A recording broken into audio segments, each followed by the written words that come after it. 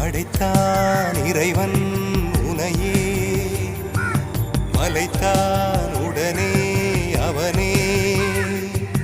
அழகை படைக்கும் திறமை முழுக்க உன்னுடன் சார்ந்தது, என் விழி சேர்ந்தது. விடிய விடிய மடியில் கிடக்கும் பொன்வினை உன்மேனி மீட்டட்டும் என் மேனி. இறைவினில் வந்து கலந்திடு, வீரல் பட மெல்ல கனிந்திடு.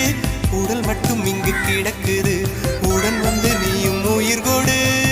பல்லவன் சிற்பிகள் அன்று பண்ணிய சிற்பத்தில் ஒன்று